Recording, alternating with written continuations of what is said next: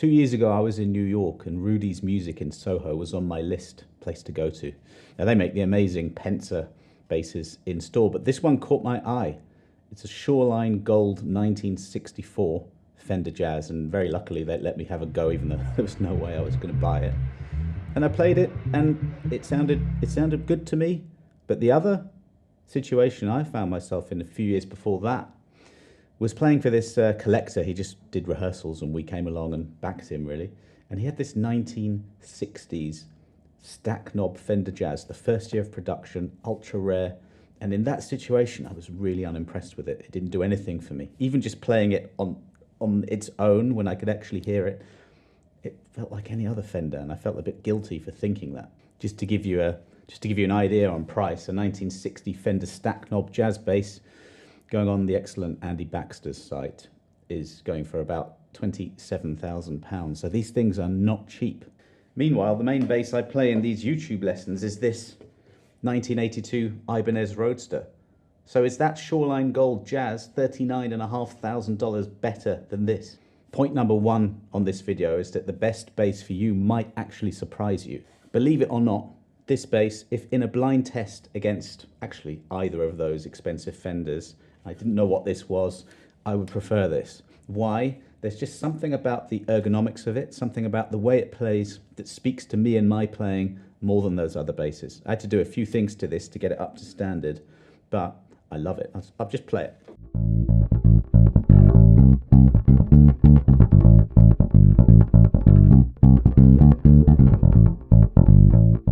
The way I found that bass was living in Singapore. There's a really great bass shop or music shop called Swee Lee. And I decided, right, I'm doing this YouTube thing. I need a really cheap 4-string bass to do all my lessons. So I went to the big mega store they have there, and I tried maybe 20 basses, all the usual suspects of the Ibanez stuff, the Fender, whatever I could get my hands on, I played. And I mean, nothing. I just didn't like anything.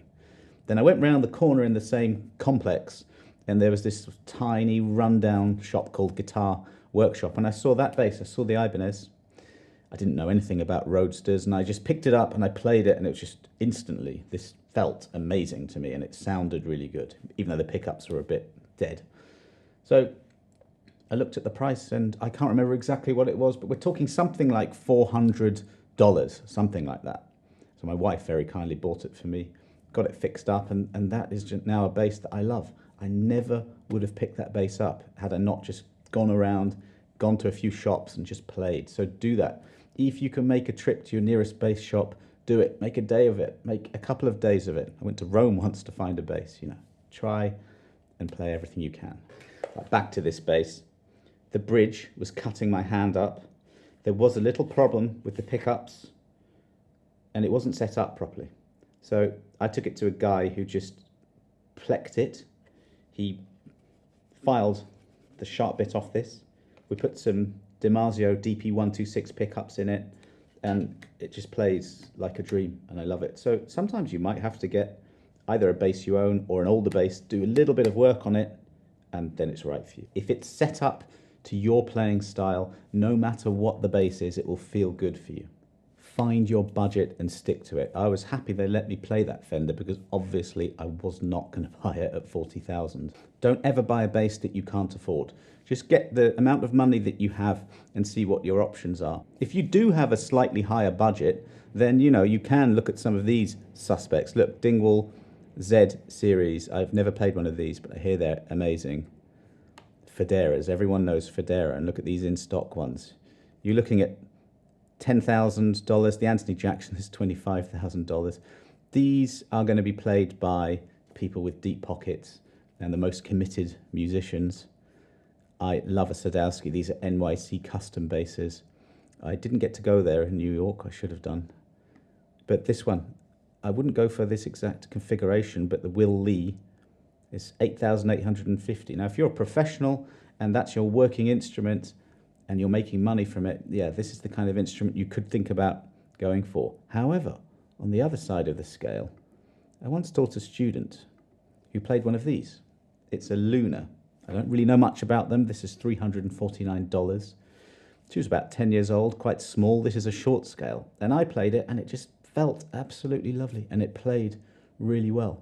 So do not think that you need an expensive bass to learn bass. You do not. Some of the basses around at the moment, talking Sire bass, are excellent. Even the cheaper Fenders, although at the moment maybe do not buy Fender because of the controversies going on. Sadowski Metro Express, Warwick Rock Bass, they all do cheaper basses. I should say more affordable. Harley Benton is another great model. And you really can go up in price. Look at these Warwicks. This is custom. Now Warwick do the rock bass. So if you want a cheaper, more affordable Warwick, you go down that route. If you've got unlimited money, you can get one on the website now for 24,000 euros. I mean, that looks pretty cool. I don't know why that would be 24,000 euros, but there you go. What else have you got? I tell you one bass I tried once that just really, really impressed me, and that's Sandberg. They're not hideously expensive. They have different models. They also do some really innovative stuff like aging the wood so it just feels and sounds a bit more like a vintage instrument. I absolutely loved the one I played, so you do worse than looking at them. Even Music Man, you can configure your dream bass. For me, I would love a blacked out 5-string fretless and $3,000. Okay, look, this is not no money, but if you were to compare that bass to the 40,000 bass, well, I mean, I'd take the Fender, of course, but in terms of playability, this modern instrument is going to play really well. Of course, it's a fretless 5-string, that's a completely different beast. 3,000 for that, I wouldn't say it's that bad. If you are looking for something vintage, an honourable mention to the JV series Squier basses from the 80s. Now, yeah, Fender are doing crazy things at the moment, and a lot of people are boycotting buying new ones, and I don't think I'd buy a new one at the moment. But if you're buying an older one, that's okay. And look at these now. Again, they're not cheap, but apparently, I've never played one, apparently they play amazingly, and some of them are pretty decent deals. When we're on that subject, I've got a 78 Fender Precision here, and this is a 1968. I bought this one from Andy Baxter, and I bought this one from Wonjo Bass Guitars in Denmark Street in London. When I bought this one, I went across the road and I tried a £4,000 vintage. This was about 2008 or 9, something like that. And that was out of my price range massively. I went across the road and tried this, and I thought, this is amazing. I preferred it. I really preferred it to the other one. And I was dreading looking at the price. But to my surprise, it was £1,200, which was in my budget. And this, at the time, 1978, was a bit sort of undesirable and therefore not that expensive. You know, the Shoreline Gold Fender Jazz, there aren't many around. It's pre-CBS. That's why it's expensive. But this bass, I absolutely love it, and I prefer it to this 68, which is probably double the price. Which brings me on to a point. Why do I prefer this to that one? Weirdly enough, the neck on this is different to that. You'll find that on P basses. This is very manageable for my hands. I'll plug it in and play it, actually. I love how simple it is. I love that it's literally just got a volume knob and a tone knob.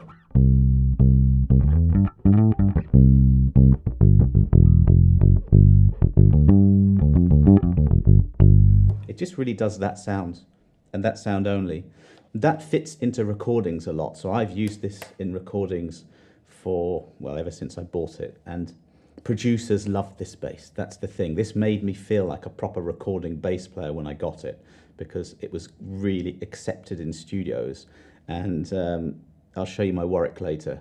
That wouldn't be, probably in most cases. So the other lesson from playing the $40,000 Fender Jazz and the stack knob one is that if you play as many basses as you can, over time you learn what you like, right? So I just explained what I liked here.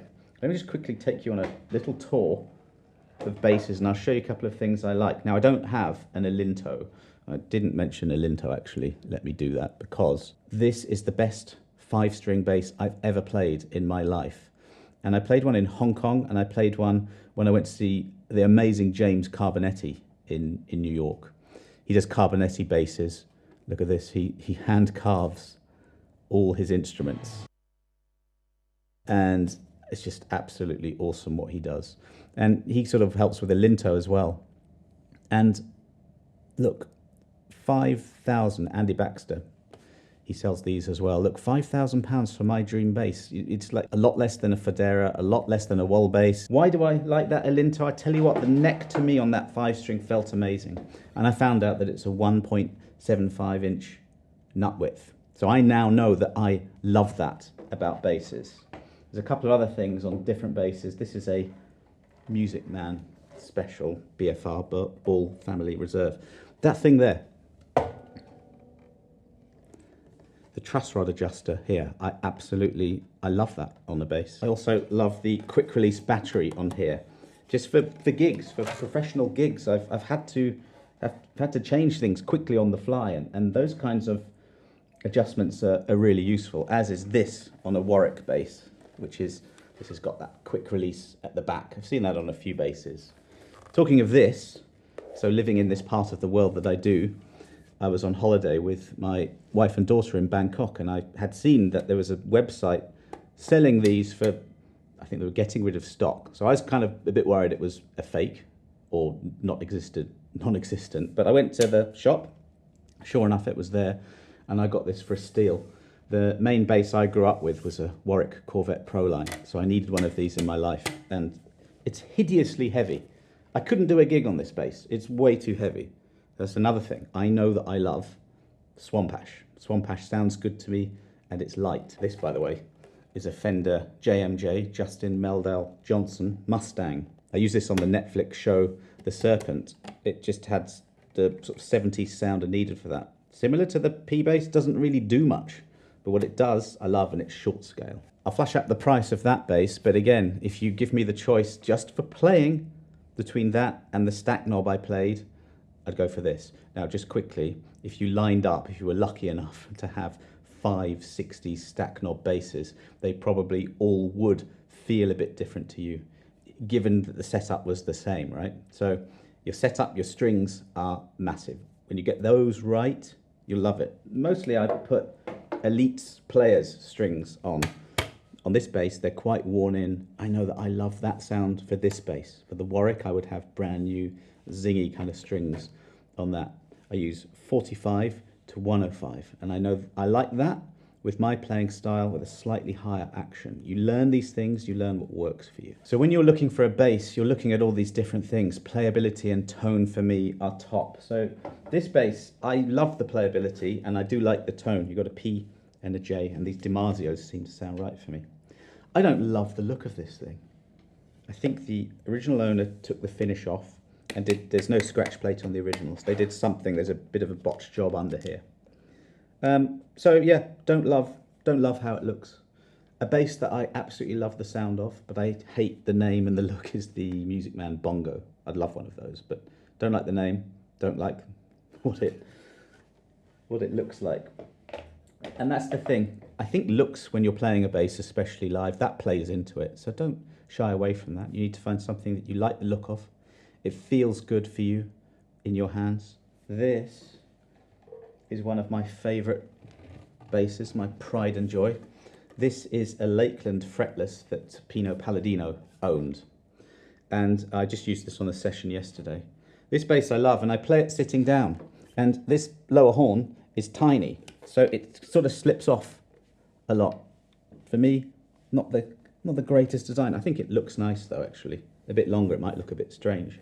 So if it's a problem, you put a strap over it and then it's not a problem anymore. Another tip for finding a bass, think about what you like. You know, what players do you like?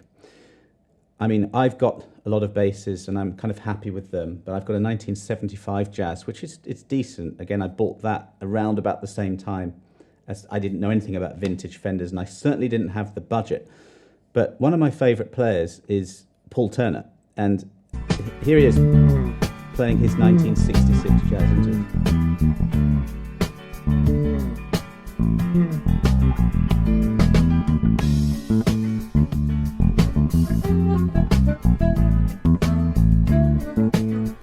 He's one of my absolute favourite players, and I know that he was in New York with Jamiroquai years ago and came across that bass, played it in Madison Square Gardens that very night. He wouldn't have paid an incredible amount of money for that, but now, if you look online, there's one I could find, I think that's a Danish website, and I think that is about £19,000 for that. So if you absolutely craved the 66 tone, then what are you going to do? You're going to do that? Or you could buy one of the Fender custom wound pickups or any of the aftermarket pickups that sort of replicate that sound. And, maybe go for something, like a Nash bass or an older Fender, put that pickup in. One of my other absolute favorites, Freddie Washington. I mean, just listen to his pocket here.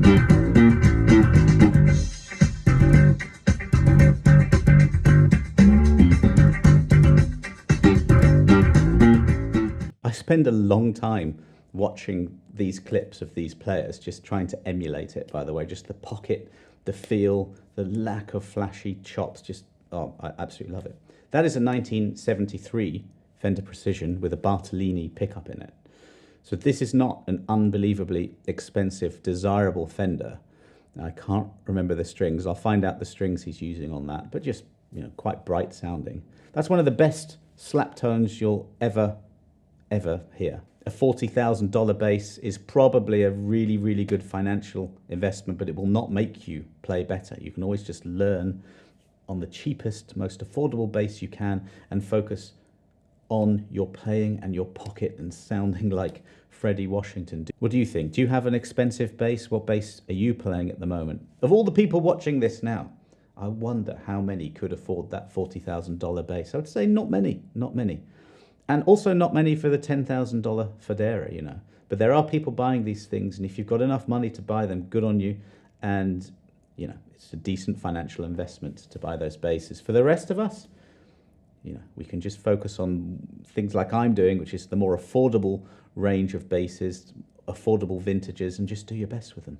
If you want to watch a video on some modifications that you could make to improve your bass, then check out this video. If you want to see how I turned this bass from very decent to one of my favorite basses ever, then check out this video. Thanks very much for watching, and I'll see you on the next one.